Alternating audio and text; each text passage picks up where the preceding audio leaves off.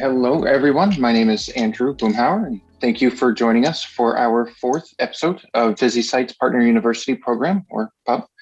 I am excited to introduce tonight's guest, Clint Latham, owner of Veterinary Data Security, with more than a decade of experience in software and networking security. As those of you who are familiar with Clint possibly know through LinkedIn, will know that in addition to his impressive experience, he is also a loving pet parent with a deep respect of the veterinary community. With the number of cyber attacks increasing, Clint's goal is to help practices protect themselves while keeping IT costs under control so that they can focus on what is most important, the quality care of our pets. My colleague, Cassandra Parsons, and I will be keeping an eye on the question and answer section. So if there's anything that you would like to ask either during the presentation or after, I definitely encourage you to reach out. Since there is such a strong relationship between your website and technology solutions and cybersecurity, the team here at VisiSights is especially excited to bring today's webinar, the most important thing in VetMed no one is talking about. So without further ado, I'd like to introduce Clint Latham. Awesome. Thanks, Andrew. Appreciate it. Or I should say boom, because that seems like what everybody calls you. So I got to get on the in circle here. And yeah, so I appreciate it. Yeah. So yeah, thanks everybody. Thanks for spending a little bit of time with me today. I know that, there's a million things you could probably be doing other than talking about technology. So hopefully this is fun and exciting. If you have any questions as we get through this, please don't hesitate to ask. Then at least I know I'm kind of encouraging some thoughts and can hopefully provide some more value to you. So that's the biggest thing, right? The biggest thing we want to talk about is making sure you guys are safe and you know how to approach this crazy world that is cybersecurity today. So the title of my presentation is the most important thing in VetMed that no one's talking about, and mostly because most hospitals just don't really think about this. We're going to get into some statistics that we see, but really it's a hard topic to bring up with most vet hospitals. They just don't think that anybody would want to attack a vet hospital, right? Why does anybody want Fluffy's medical record? And hopefully I can shed some light on that. Hope you kind of change your mindset there. So as Boom mentioned there, my name's Clint. I'm the owner of Lucca Veterinary Data Security, over 15 years of software and networking and security experience. And I also spent a god-awful amount of money to get a Juris Doctorate degree, i.e. to be an attorney. But then I ended up staying in technology. But it has really helped me understand data regulations and stuff coming down the pipe that we got to be aware of so that we can make sure that we don't get stuck between a rock and a hard place and end up with a lot of fines and notification requirements if we ever do become a victim of an attack. So these are, I would say, my greatest teachers in VetMed. The two Yorkies on the left, unfortunately, we lost the last one, which is the silver one, at age 16 earlier last year, about March of last year. But they were my greatest teachers in VetMed. I mean, I've been in the industry for quite a while, but when you have a geriatric pet and you have to work with a team of doctors, and then the little brown guy there, Cash, he actually had TCC, or transition cellular carcinoma. And so working with a bunch of specialists, I mean, really understanding the value of having an amazing veterinary team is incredibly important. And especially with Cash, because we were given about 4 weeks, and with a whole host of team members and different specialists, we were able to get him 8. His name's Odin, and he's a Woodle. Didn't know anything really about designer poodle breeds other than just seeing everybody with the golden doodle. And we have kind of stepped into that realm with the soft-coated Wheaten Terrier and poodle mix. So this, most people have heard of Cisco. They're a big company in the networking space, kind of one of the foundational companies for creating computers and the internet and allowing computers to talk. The CEO, John Chambers, has this saying that there are two types of companies: those that have been hacked and those who don't know yet that they have been hacked. And I think this really is really impactful to kind of explain this current state of cybersecurity, in that most of the time there are people on your network that you don't want to be there exfiltrating your data, and they're doing it in ways to keep it really quiet until it's too late. And so we're going to dig into this a little bit more. One thing that I think is really important too is this is a picture of my nephew Lincoln at his 8th birthday. But the growing importance of technology with the younger generation, I think it was the Merck study that came out, was in like 2018, that said the average pet parent was now the millennial generation, right? So we had crossed that threshold where I think in 2018 they held about 52% of the marketplace. Well, if we look at, one lesson that I really learned from him earlier on is he was probably 2, maybe 3 years old. And I had called my brother-in-law, his father, and next thing I know, Lincoln's answering the phone and talking to me. And I'm like, hey, I thought I called your dad. And he's like, yeah, you did.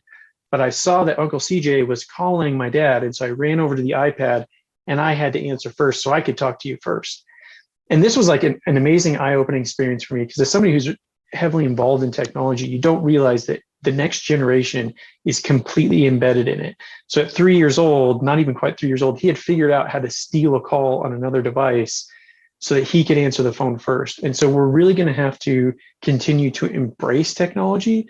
And then that just comes with more things that we have to think about and how we can kind of protect and use those technologies safely, because it really opens up the door to anybody to get in our hospital. So we talked a little bit earlier about, most hospitals don't think about this. So, it's probably the most important thing in vet med that nobody's really talking about. And if we look at some statistics, every 39 seconds, a small business is attacked in the US, and generally we consider a small business with 50 employees or less. So if you're a pretty decent sized hospital doing, 3 to 4 million a year, maybe you have 25 to 30 employees, you kind of fall within this realm. We have done a little bit of the data because nobody besides us is really tracking the veterinary industry from a cybersecurity standpoint. When we look at the overall number of hospitals, roughly 36,000 hospitals in the US, the frequency of attacks, and compare that with healthcare, because we kind of get lumped into the healthcare industry. On average, a veterinary hospital, about 2.5 hospitals are victims of cybercrime per week. And unfortunately, we just don't hear about them because they're just not big money deals, right? And we'll talk about some of the math on the cost of some of those cyber attacks. But about 64% of companies worldwide have experienced at least one form of cyber attack. And in 2020, ransomware attacks peaked with a 423% year-over-year growth. And this was especially with the COVID crisis, because it forced people to work remotely. I mean, we had hospitals that we work with that were sending CSRs to take calls from home and to work remotely. And and we were about 300% growth compared to 2020. So it came down a little bit, it stifled a little bit, but you're still 300% growth over 2020. So that, in 2 years, about 700% growth from where it was. So it's becoming more and more prevalent. Another interesting fact is about 94% of all malware is spread through email. This is something that a lot of hospitals don't think about, and that the cost of downtime is sometimes more than the actual ransom itself. Because most hospitals, if they're not prepared, they don't have some sort of actual business continuity plan in place. They're going to do everything they can to not pay the ransom, hopefully. And generally, when you add up all your labor costs, not being able to charge your customers, because when you think about ransomware, it just doesn't lock you out of your data. It completely locks you out of all of your computers. And this includes your lab equipment. So if it gets on your network, it can spread to your IDEX labs inside that touch screen that you probably have in there. So you can't do blood analysis. You can't access your X-ray machine. You can't access anything because the entire computer is locked down. So ransomware makes the entire computer worthless. You can't open Chrome. You can't do anything on it. Nothing functions at that point. So by the time we add in IT costs and not being able to charge our customers, a lot of times that downtime is greater than the ransom that these criminals are requesting. The average ransomware request is about $377,000. And that's a unique figure because in 2019, ransomware again was on a massive spike. And if your hospital, say, got hit and they requested $250,000, if it was $250,000 or more, the FBI would get involved. Well, the FBI had become so inundated with ransomware requests or claims or coming in that they couldn't handle the load. So they basically, instead of trying to help us figure out how do we mitigate some of these risks, they just raised the threshold. They're like, you know what? If they're not requesting at least $500,000, we're not going to touch it. So what did we see? We saw the ransomware requests go from $175,000, $150,000, $100,000, staying just below that $250,000 mark, to now staying just below $500,000 in the request. The other interesting thing is that if you pay, you actually then become a repeat target because they know you will pay, and there's no guarantee that if you pay that they'll give you the keys to actually unlock all of your computers and then it will actually work. And this idea of actually becoming a specific target is unique. And we'll look at how cyber attacks are actually deployed in one of kind of the biggest myths within the vet med space when it comes to cybercrime. So let's take a look at some market trends. When I first started this company a number of years ago, we reached out and just surveyed a number of practices, about 2,500 hospitals. And most of those hospitals weren't worried about cyber attacks because why would anybody want their data? Again, this idea of, why would anybody want Fluffy's vaccination records was kind of the idea.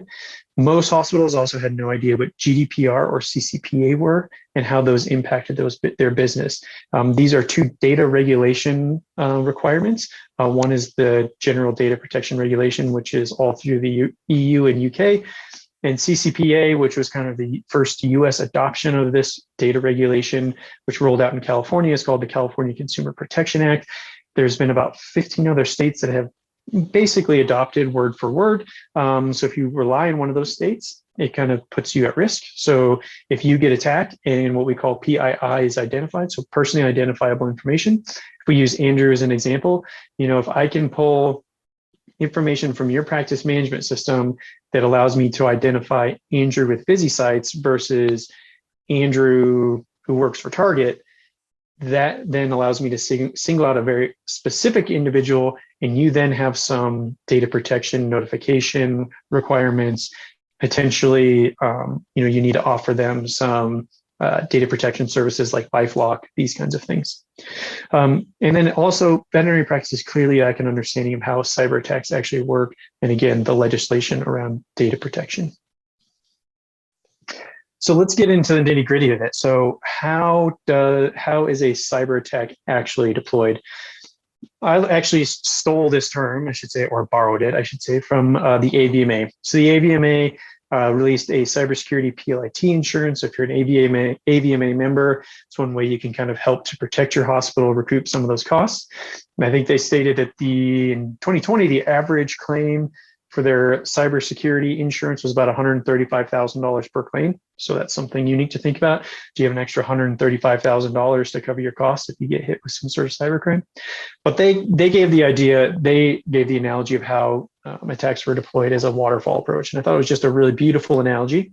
And so if we think about a river in a waterfall, how does that river and waterfall work, right? It just kind of follows the path of least resistance, right? So it's not looking at a specific rock or ledge to fall off of. It's just hitting those targets based on if you're the path of least resistance. And as we can see in this waterfall, it's kind of splitting because that middle area is not as easy to get through as the area on the right there. So if I were to develop and deploy a cyber toolkit to help me exploit a hospital, I'm not just going to go after, say, Animal Hospital Y in Iowa. What I'm going to do is I'm going to look for ways that can exploit multiple hospitals and multiple businesses as well with the single click of a button. And I'm going to use the World Wide Web to do so. And so generally, the question becomes, is your hospital the path of least resistance? This comes down to a lot of different things.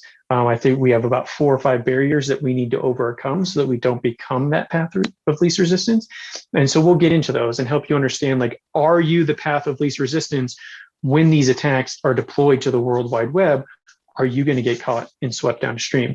So this idea that somebody's singling you out specifically isn't necessarily the case. They're looking for the path of least resistance. And so the only time generally you get singled out is if you get hit because you're the path of least resistance, and then you pay the ransom, they know you pay, they let all their friends know that you'll pay, and then you actually become a direct target because most hospitals don't take the appropriate actions to actually fix the errors that got them there in the first place. So let's look at some examples in the industry. There's a guy by the name of Cam McCarter. There's a great podcast called The Darknet Diaries. So if you're interested in cybercrime and listening to people who have been there and what they've done, great podcast. And I always listen to it and try to get the criminal's perspective. And Cam McCarter, I listened to I think his episode is probably about 6 months ago. And his was unique because he actually mentions veterinary hospitals specifically. And so it really caught my eye. And what he did is he stole roughly $50 million using open Wi-Fi. So how did he do that? So he would drive around to small businesses like veterinary practices, barber shops, local coffee shops, anybody that just had open Wi-Fi for their customers.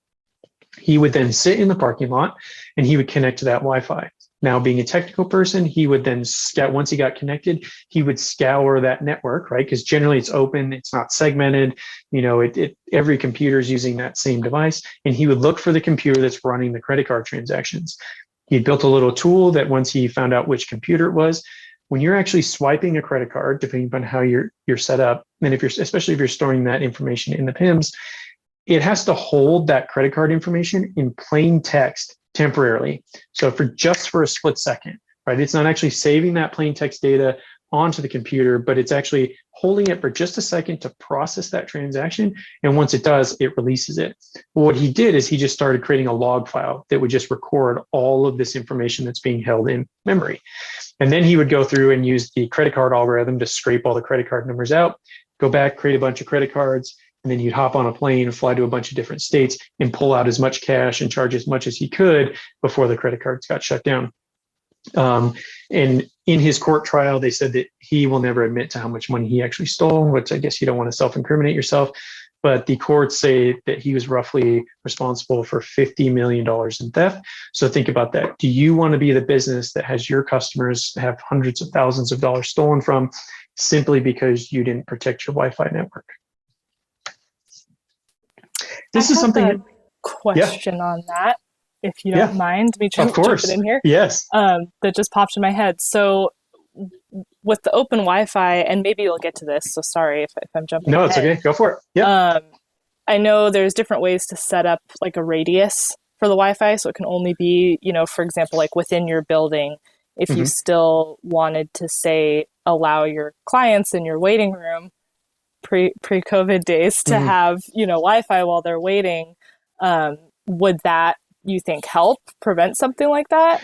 Yeah, in some regards, yeah. But most Wi-Fi, they're going to spread from 75 feet in all directions from the access point.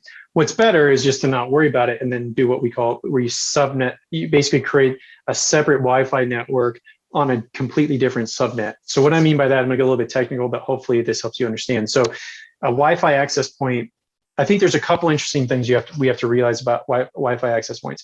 Unless you have Wi-Fi 6, the way a Wi-Fi access point works, so this might make you think twice about using public Wi-Fi and doing anything sensitive. Say I'm sitting at Starbucks and using their Wi-Fi network, and I go to my bank account. What happens is my computer connects to the Wi-Fi network and says, hey, connect me to Bank of America. Bank of America comes back to that Wi-Fi network and says, hey, Clint's computer, here's your login screen. And it asks every device on that network, are you Clint's computer? Are you Clint's computer? And it's up to the device to say, nope, not me.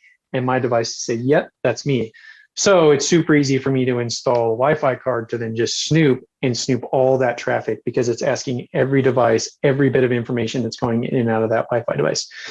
So now that we know how Wi-Fi works, this idea of restricting on would be one idea, but generally if you can create a separate subnet, that means that all of the computers are on, say a 192 address, right? And then all of your Wi-Fi is on like a 10.1 address. And so these are different cities and states. And so they can't talk to each other. And so you're kind of like segmenting out the traffic. So your public Wi-Fi, if you want to give it to your customers, it just goes in and out of the internet, in and out of the internet. You just have a policy like, hey, we can't protect your device if you're on here. And if Camera Carter's out there snooping your traffic, that's on you. It's free Wi-Fi, right? Like you get what you pay for, But all of the computers that are on your own private network and private Wi-Fi is completely segmented and isolated from all that other traffic. So that's generally the best way to set it up. Makes perfect sense. Thank you. So I hope that's up. Yeah, definitely. Yeah. So this piece here is the Lockheed Martin, they have a big headquarters here in Colorado. They came up with what we call the cyber kill chain. And this is unique because when we look at cybercrime, we have to be able to stop the criminal at every one of these different steps, right? So they're going to, again, do this reconnaissance. What's the best way for me to reach a whole bunch of hospitals? They're going to figure out how to weaponize that. So once they figure out what the weakness is, again, that path of least resistance, how do I weaponize it? And then how do I deliver it to you? How do I get it to you? And then once I get it to you, how do I then exploit you? And that usually generally involves some sort of installation of a tool that's going to call back home that allows them to command and control that software and that tool that they're using to achieve some sort of actions and objectives, which in most cases is stealing your data or locking you out of everything.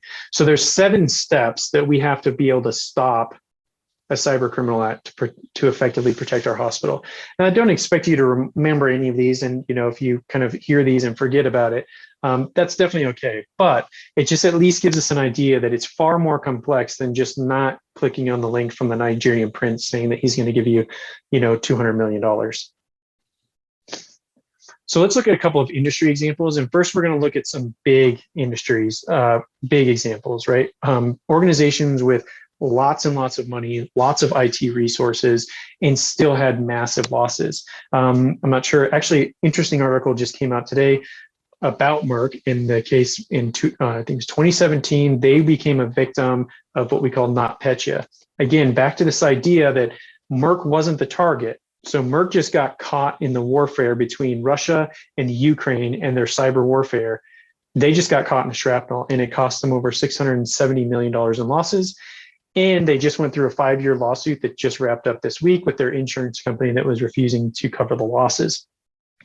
So if we think about that, here's an organization that has a lot of resources to have a lot of some of the best IT teams in place, and they were still hit, right? And they were hit because the Russian government was trying to take out the Ukrainian infrastructure. But again, this idea that cyber attacks are like a waterfall, that once you deploy it to the World Wide Web, it doesn't know borders. Like, it doesn't know that, hey, I should only stay in Ukraine. It's spread throughout the world, and it just found a weak spot in Merck and took them out.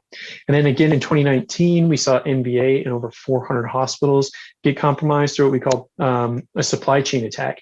So they essentially were using a software suite that was used by all of their hospitals. The hacker said, what's the path of least resistance? I'm going to attack this software suite that's then going to attack 400 hospitals in one hit, right? So again, this idea, I'm going to attack one spot to be able to get multiple people. Again, the path of least resistance. And here, again, we know MBA, a very big corporate player in the space. They have big IT teams and big budgets, and we're still hit. So let's take a look at some of the smaller hospitals that we hear about all the time that they call us for help, but never make it to the news because it's just not that much money to them. We had a Maryland hospital. They had $40,000 stolen from their bank account through a business email compromise. We had a North Carolina hospital that lost the sale of the hospital due to a social media compromise. This one's really kind of heartbreaking. It was, the owner, their Facebook account actually got compromised, and then the hacker found out that they owned a business, found out that they were in the process of selling by basically having access to their account.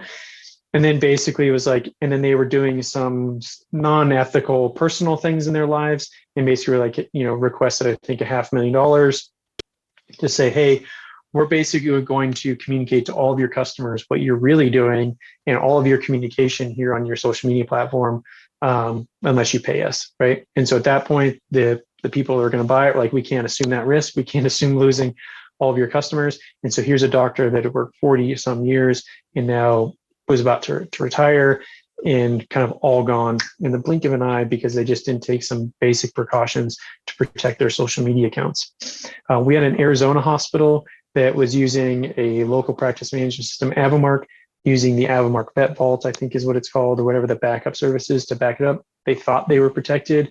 They got hit with ransomware. They ended up losing 6 months of client data that they thought was protected, and weeks of not being able to access their practice management system due to a ransomware hit. We worked with this one's also unique, a New York Emergency Center hospital. They had been hit 3 times. Back to this idea of once you pay, you become a repeat target. They got hit 3 times by ransomware. And it still kind of amazes me to this day that, we're like, hey, here are some things that you should put in place to prevent this from never happening. They were still very hesitant to do so, even though they'd been hit three times, and the last time they lost over 12 months worth of data due to a ransomware attack. The last one is really unique in that, again, we used to kind of get caught up in the shrapnel of the healthcare industry because, we use names like hospital, center, all these things that are generally tied to the medical industry. What we've seen is that we've seen a spike in what we call fake resumes. Hospitals putting jobs out, job ads out anywhere and everywhere. And we've seen attackers essentially crafting fake resumes for associate doctors, CVTs, these positions that are always hiring. The, practice manager or hospital administrator opens that resume. Once they open it, boom, they get hit. And so we're actually seeing targeted attacks to the industry in these fake ransomware attacks. But again, these are things that are happening on the regular, but we just don't hear about them, right? Because, $40,000 doesn't make the news. But when, the meatpacking plant up in the Midwest gets hit and they get hit for $11 million, that's a big news story.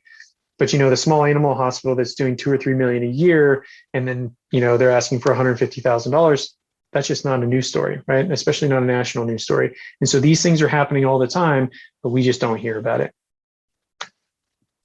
So I mentioned this a little bit earlier, what are the 4 barriers that we need to overcome as an industry that kind of makes us the path of least resistance? And so let's kind of get into those. Almost 90% of all cyber attacks are a result of human error behavior, right? We're incredibly, actually that's the next one, so we won't go there quite yet, but this generally is, people are going to make mistakes, and especially with receptionists that are already insanely busy, especially during curbside, right? I mean, we saw call volumes that most call centers didn't have with curbside. So you take somebody that's already in a stressful environment, and then for them to not get tricked by somebody who's a professional is very, very hard, right? So we need things, and we need safeguards in place to help us when we make those mistakes. This one I was going to jump to ahead a little bit, but the veterinary industry is filled with trusting and empathetic practice owners and managers. I don't think this is something we need to change, but I think it's something we need to realize is a weakness in some regards, and that we're generally willing to trust somebody. So when somebody's, when a hacker gets access to our email account and then pretends to be our IDEX rep, and we're working on it, replacing the guts of our table, and we know this is a big expensive project, so we might be moving $60,000, $80,000, and like, hey, we're ready to deliver this table, but we need you to wire us some money. We've seen it happen. We just, we're trusting and empathetic. We think it is that person, and we end up wiring money to somebody that shouldn't get it, and then we're out, that $60,000 to $80,000. So I don't think it's something we need to change. I just think we just need to become more aware when there's things that can kind of put us at risk and put some safeguards in place. Again, practice owners and managers don't think that the practice has any data that a cyber criminal would want.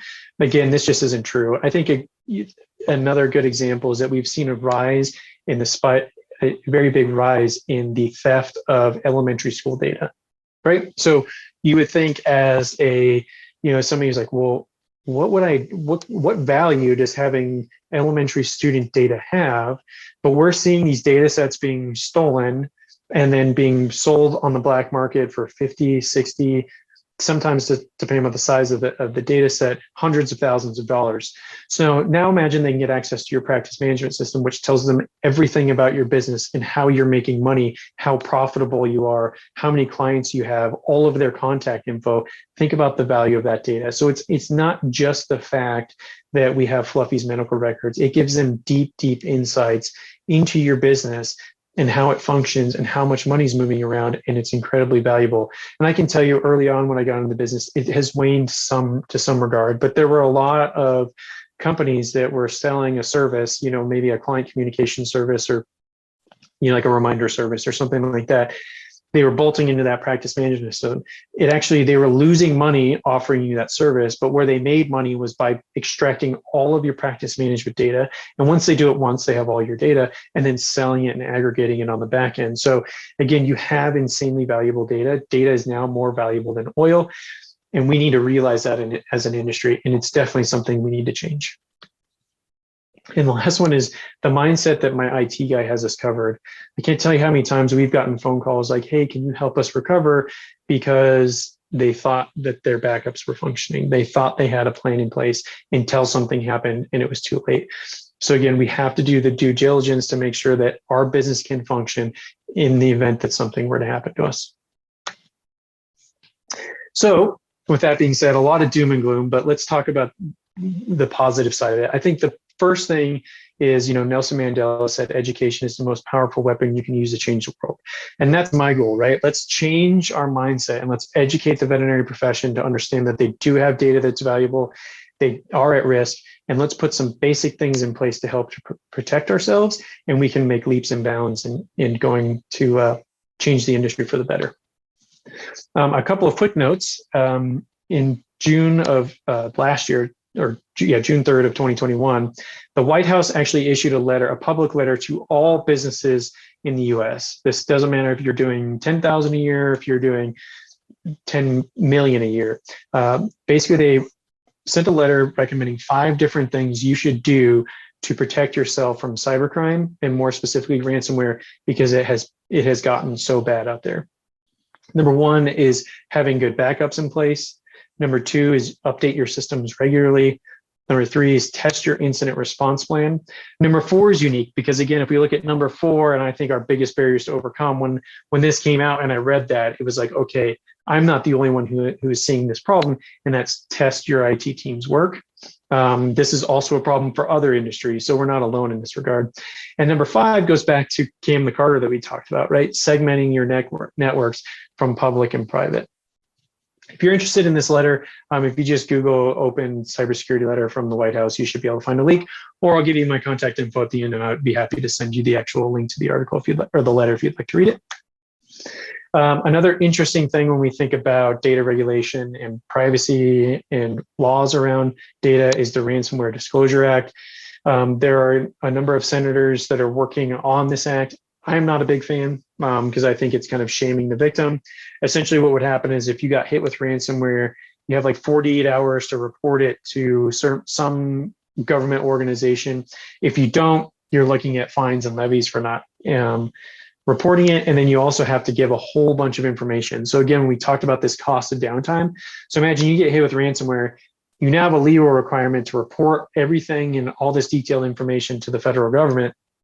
Meanwhile, trying to figure out how to get your business back up and running while you have patients anesthetized and a whole host of other things going on. So again, back to this idea that these things I feel like hurt us more than they help us. Another thing that they've done is they have now put in sanctions in place. So again, if you pay the ransom and the government finds out, they basically consider you as to contributing to a government organization, and there can be massive fines and levies and all sorts of stuff that go against your business for essentially trying to get yourself out of a rock and a hard place, right? Like you didn't have protections in place. Your only hope was to pay them to get your data back so you can keep your business running. And now the government's going to come after you and maybe make it worse because they're going to fine you for actually trying to get your business back up and running. Things I'm not a big fan of, and I don't agree with the direction of that the Biden administration is going in this direction, but some things that we need to be aware of. So I know we said we were done with the doom and gloom, and there's a little bit more there. What are 5 simple things that you can do to protect your practice? Again, these are 5 simple things that even massive organizations sometimes don't think about and don't put in place, and leads to them being compromised, kind of like the MBAs and the Mercs of the world. So if we have these 5 simple things, these are 5 things you can do. A lot of them are free. You can implement over a couple of weeks if you kind of want to do 1 a week, that sort of thing, that you can do to help protect your practice. So number 1 is IAM management, is what we call in the industry, or for lack of a better term, passwords, right? If you use, depending upon what your practice management system is, I can probably guess most of your passwords. And if you've sourced your hardware from your practice management system provider, especially the IDEXs and Covetrises of the world, I could probably guess your computer passwords. We have terrible password management in the vet space. We have, how many hospitals have all the passwords on sticky notes on the monitor, right? A lot of hospitals ask us to come in and we'll do like an interview, and a lot of times I'll just put my elbows on the counter and lean over the desk and see what kind of information I can gather. And you'd be surprised what kind of information I could get access to just by leaning over the counter, because we have sticky notes with all of our passwords everywhere. So what's one good way to manage this? Choose a good password manager. There's companies like LastPass, 1Password, Bitwarden, if you want a free open source one that you can install on your own server. These passwords will not only help you create more secure passwords, but they'll help you share them with the people who need access to them. They'll also alert you if any of your passwords have been compromised, so that you know you should change them. One good thing is that note number 3, this actually has changed, is generally we thought admin passwords should change every 90 days. What we have now found is that it's actually better to have a more complicated password. So have a really long password that's complicated, like using a password manager where it's just 20 random characters and strings that like I could never remember.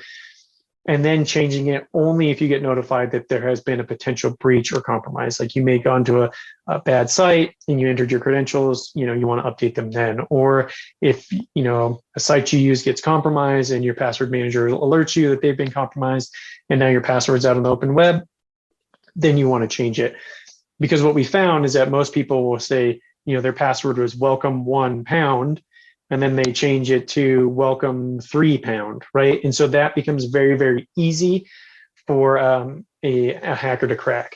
I actually saw a unique chart. I don't have it here, but I can send it to you if you're interested. Most hospitals, your passwords can be cracked in about an hour. So that would be your admin password for your machine, if you're the doctor, your password for your practice management system, for QuickBooks, you name it. Most of those passwords can be cracked in about an hour. So it's really important that we use good, strong passwords, and then we update them if we get notified of a breach. And then enable what we call 2FA or two-form authentication for all of our critical accounts, especially social media. We've seen a massive rise in doctors calling us because their social media accounts have been compromised and taken over, and then they're wanting exorbitant amounts of money for you to get that back. So you've worked really hard to build a social media community, to be communicating with your clients through social media, and then it can be gone in an instant. So we really need to enable 2FA for those kinds of accounts so that you don't have to rebuild those. I would be remiss to not throw in here our own, what we've seen happen on the website side with this passwords thing, which is why this was so important to us to bring Clint in to talk to our clients about this. There are many providers in the space who, when they transfer domains from account to account, or they set it up in a new account, they set it up with the same password for every client that they have. And we know this because we have clients transfer to us. The domain account is sent to us. And you know what the password is. Yep. Yes. And we can literally, none of us are in the hacking world. And we're like, no, we just know what the password is because this company Yep. does the same password every single time. And we, where we can, sometimes we will just flat out change it for the client if we have the access to do so. And, because it's in their best interest, or strongly encourage them to change it because they might have the same password as 5 or 10,000 other practices out there for the thing that directly controls their website as well. Yeah. Interesting. That's really valuable. So again, it's not just the, the titans of the industry. It's small players as well, right? That, I guess not necessarily small, but, independent companies as well that can sometimes put us at risk if we aren't smart about it. And that's a really valid point. Yeah, I had another thought on that, but then let's listen to you. So I dropped blank. I guess that's a good thing because I was actually listening to you and I forgot what I was going to say. Okay, so number 2 is update, and update again. This includes your Windows computers, Mac computers, phones, what we call internet IoT devices or Internet of Things. So you've like an Amazon Alexa, Google Home that's playing your 90s pop hits in the back tech station area. Those are things that you want to update on the regular. So basically what that means is, and a great example is there's a conference every year called Pwn It and You Own It. And what they do is they bring in a brand new Windows laptop with all the latest security patches, no third-party security tools. So just completely all the latest security updates that come baked in with the operating system that they release every month. And they bring in a brand new MacBook.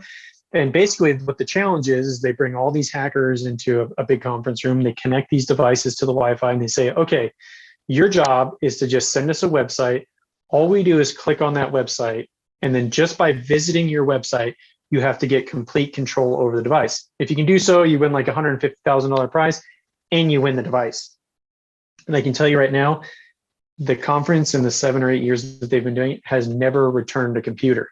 Every year, somebody builds out a website in a matter of a couple of days or however long the conference is that allows them to completely compromise a computer with all the latest security updates.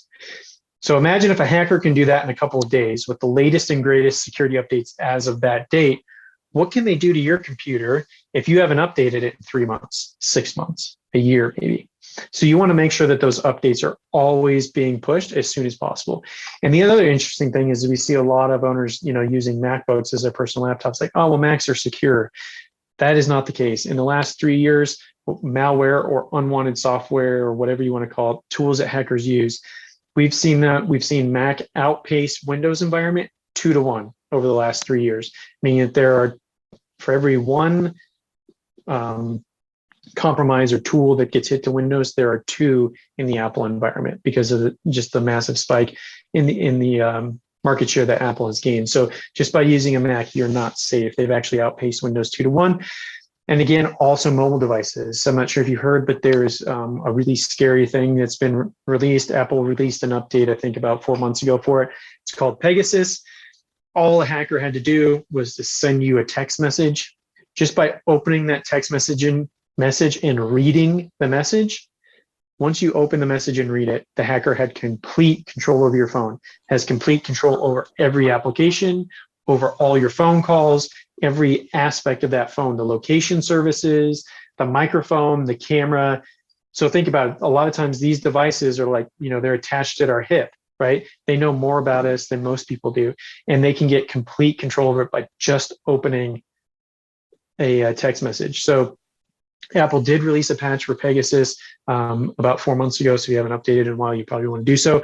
But again, updating your devices is something you can do for free and actually has a major bang for the buck because these security patches help protect you, right? So if you layer that in with a couple other things we're going to talk about, it really goes a long way to help protecting yourself because you're not the path of least resistance.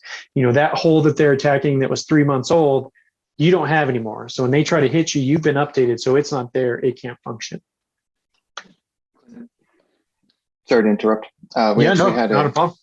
Awesome. We had a question come in. Somebody wants to know if the rule about updating applies to practice management software as well.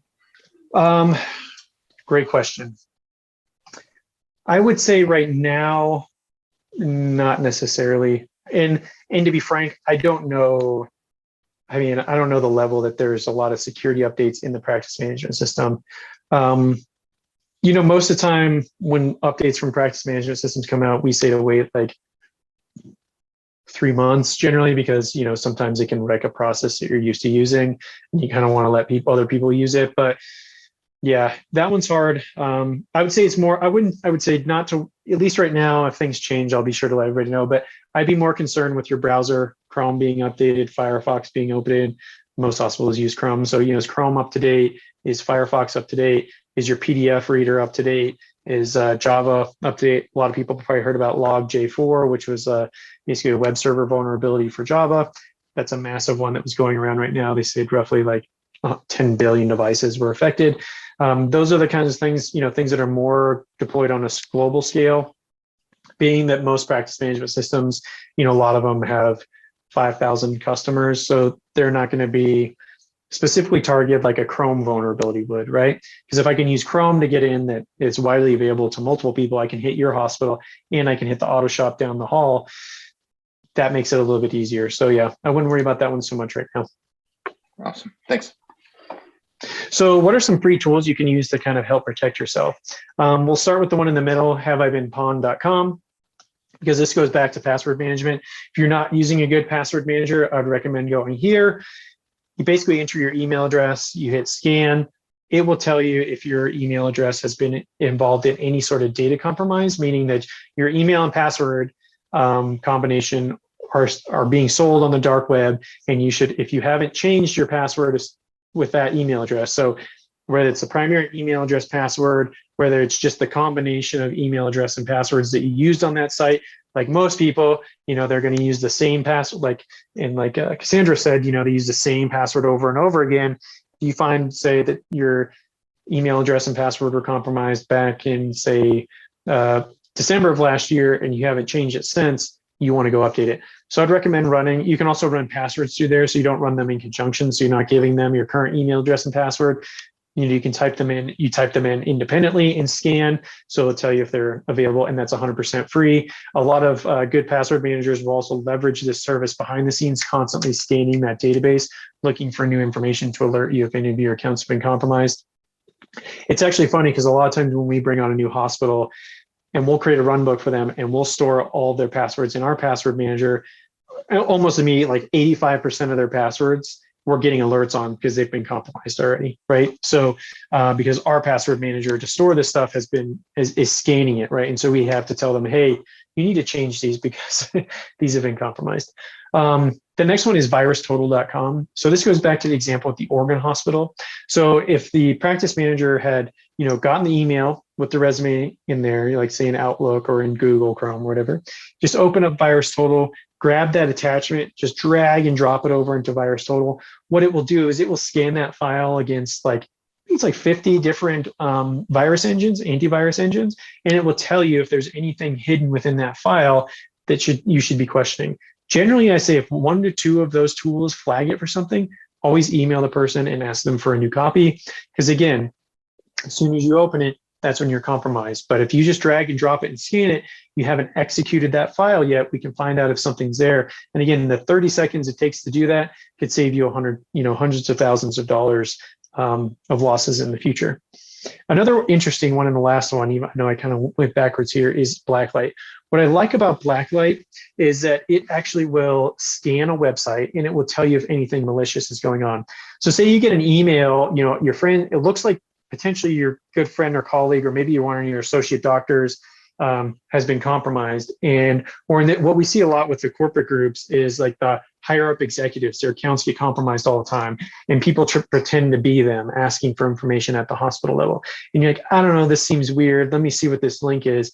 If you highlight the URL, right click, copy link address, and paste it into Blacklight, it will scan that website and it will tell you if there's anything nefarious going on there.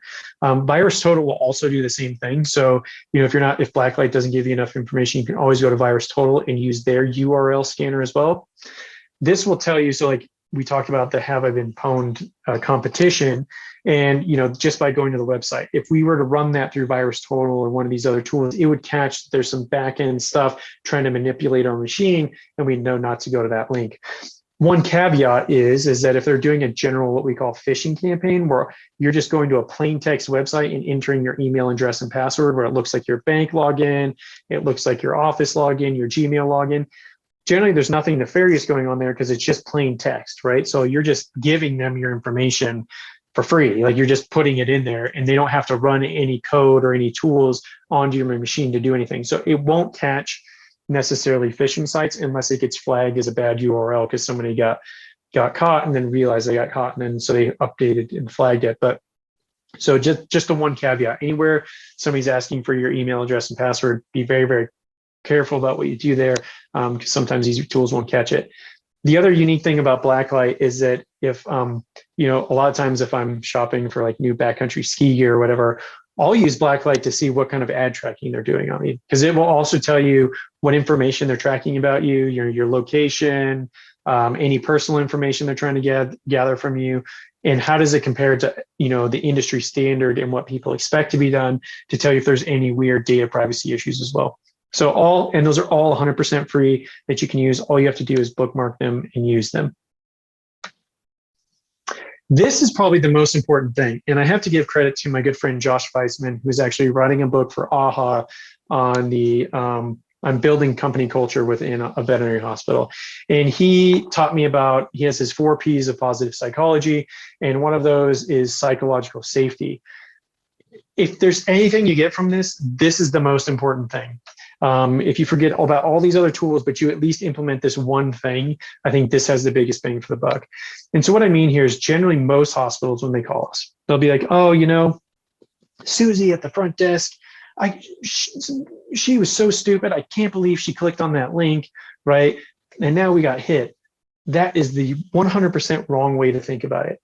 Because what's going to happen is if your staff makes a mistake, they are not going to tell you.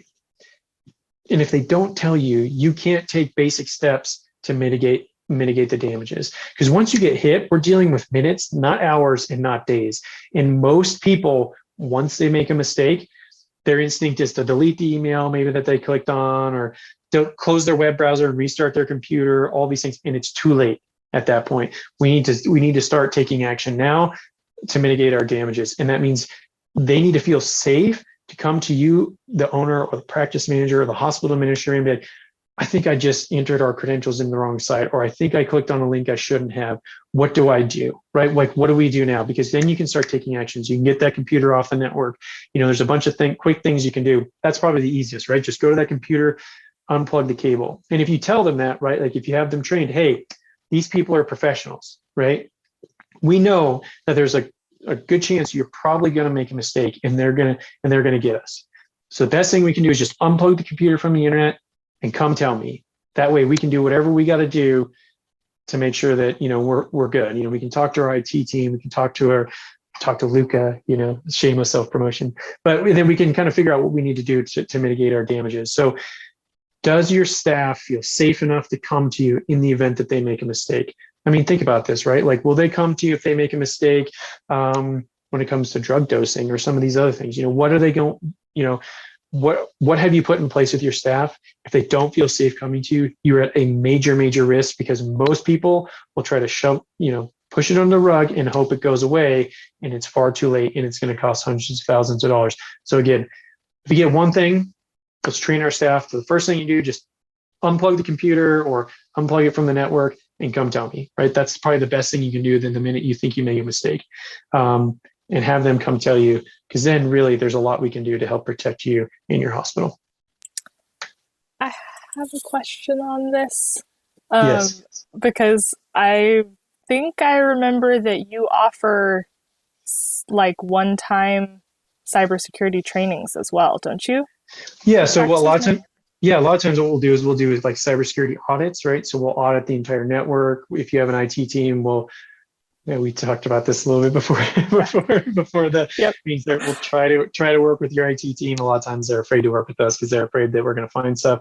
That's a whole other story. So we'll do an audit, and in that audit, we'll simulate some phishing training. We can do some, figure out if there's ways that we can make the network vulnerable, and then we can work with the staff and kind of train them on some of these basic things to look at, allow them to ask questions. We can also pair them up with Josh, who is an amazing guy, about, how do we start to build these kind of culture things into our practice so that people feel safe to come to us. So there's a lot we can do around, making sure that people in your hospital know what to do and they feel safe and comfortable doing those actions. Awesome. I thought that'd be a good service for people to know about, because I think with the training, I know, like, we're fortunate, our technology director, who also, his name is Josh, he does trainings regularly with our team, cybersecurity trainings. With everyone, but I think sometimes people don't know where to start with that. So knowing that there's resources where they could bring someone in one time, to help train the team is good. Yeah, we're more than happy to help in any way we can. And these are things that are changing yearly. Generally, if you have like a cybersecurity PLINT insurance, one of the things outside of the stuff you need in your employee handbook is, you need to do training at least once a year. And those are things we can help you accomplish. And generally, once we do an audit first, we kind of understand where you are and what your risks are, the training becomes relatively inexpensive, right? Especially if we can do like a webinar with, with key people or with, there's some really cost-effective ways to do that. So the last and final thing is, and thank you everybody for taking time to hang out with me today, is data backups. So there's a number of things that we should think about when it comes to our backups, because we hear hospitals all the time like, oh, my IT guys is covered, we're backed up, we're good, or how many times we walk into a hospital that's running a local practice management system and the server is sitting on the litter box next to the hot water, in the hot water closet, with their backups on a hard drive that's sitting on top of that server that's supposed to be swapped out, at least once a week, just ready to get knocked off, to have the server and the backups destroyed when the cat goes in the litter box, or hot water heater fail and, just blast everything with water to destroy it. So again, how do we think about a good backup plan?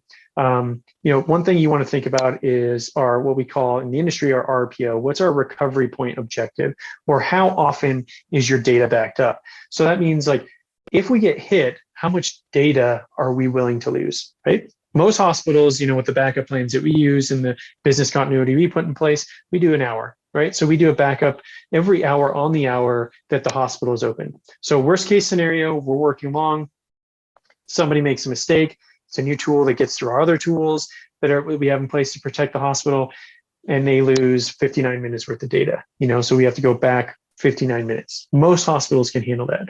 However, we see most hospitals have backups that are supposed to happen once a week, and sometimes don't work, and they don't know if they're working. And so there's really no verification. So again, how much data are you willing to lose in the event that you already get hit? The next one is, where is that data backed up to? And is it ransomware proof? There are tools now that these, generally speaking, if you get hit with ransomware, they've probably been on your network for 3 to 5 days before you got hit.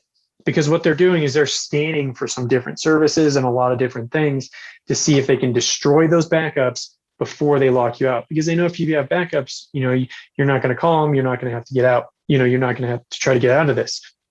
So where is that data stored? And is it ransomware proof in the event somebody was to get on your network? Because if it's not, you can have all the backups in the world, but if it gets encrypted and you don't have access to it, how good is it? And the last thing to think about is what we call our RTO, or recovery time objective. And that is really the idea of assuming everything goes perfectly, right? And we know nothing ever goes perfectly, especially when it comes to technology. If you were to get hit, say with ransomware, how quickly can you turn on those backups to start running again, right? To start functioning again. Let's think like Cornerstone, for example. It requires a server. So let's say the server gets completely encrypted. Well, that means the server is worthless, and we have to reinstall the server OS, all of the functions that it was running, and then we have to reinstall Cornerstone, reconnect all the computers to the domain, reinstall all the computers with Windows to get them back up and running, to talk to this computer. How long is that going to take? Probably 5 to 7 days with a decent IT team to kind of clean all that up. Okay, that just gets the server running. But if we have a 400 gig database that's backed up to the cloud only, and we have 20 megabytes per second down, it's probably going to take 24 to 48 hours to download that database, assuming our internet connection stays live and stable the whole download time.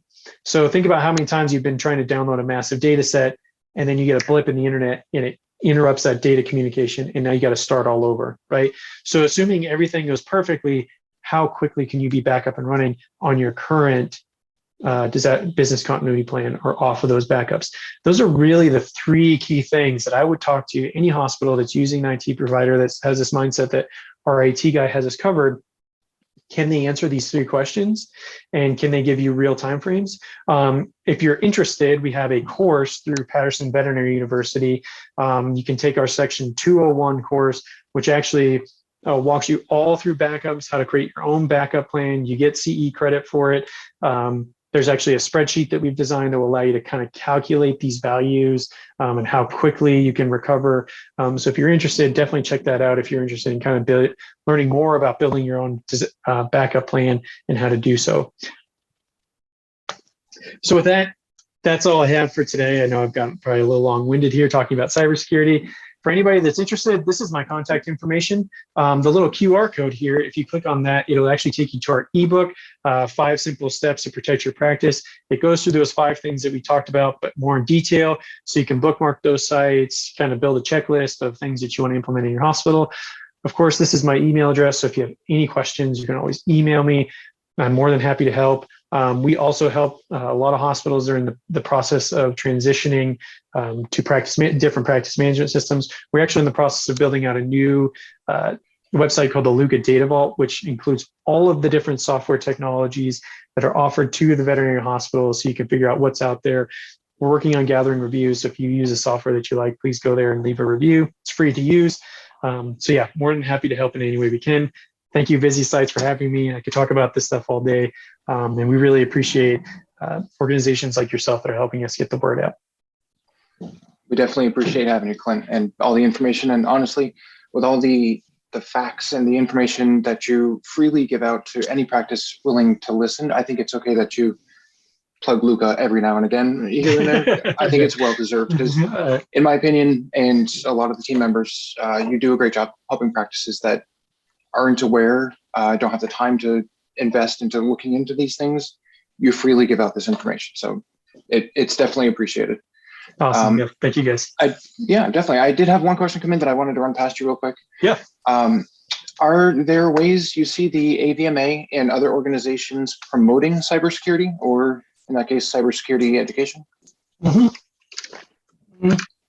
So we are, when it comes to another thing that's a little bit of a passion of ours is actually finding organizations that are good shepherds of the data within your hospital, right? That are respecting you as the hospital owner and the data that you're generating. So we do have some partners like TVC and the principal data scientist over at AVMA that's helping us kind of build this centralized technology, the Lucca Data Vault that we're calling it, with all the different offerings that are out there. And we're kind of building out the structure that will allow us to kind of give them like a Lucca seal of approval. Like, we're not getting paid from these businesses, right? Like, we just want to recognize companies that are doing great things and help them stand out from the crowd so you can make the best decisions for your business. And without the support of these bigger organizations helping guide us, none of those things are possible. I think, and then going back to the AVMA, we've had a number of conversations with them. They've gotten a lot of pushback. When they released their AVMA standards on data, they got a lot of pushback from industry professionals, that provide services to the industry on like what they thought, how they should be handling the data. So again, back to this idea of data privacy and respecting the hospital's data, they got massive pushback. And so I do appreciate that they're kind of being, they're talking about these things, but again, they're a bigger organization. So sometimes it's hard to really move the dial on these things quicker. So we're hoping we can do that maybe a little bit faster, but we are seeing some move in this, especially with CCPA and GDPR and, a lot of European companies coming to America, and they're like, hey, our competition isn't GDPR compliant. We are, right? Like, we have to get your consent for everything that we're doing with your data. Our competition isn't. So who knows what they're doing with your data? Did you actually read the terms of service? And so I think there are some advantages to kind of this global marketplace and what some of these players are doing. Definitely. No, that's awesome. Since you mentioned CCPA and GDPR, for those Busy Sites clients that are watching this, if you have questions about that, how it pertains to your website, because it does, surprise, if you didn't know that, let us know. Reach out to your account manager, reach out to our service team. We're happy to talk to you about it from the website perspective. Questions beyond that, we'll probably refer you to ask Clint, but definitely on the website side of those things, that's something we've had more and more questions coming up about lately, thankfully.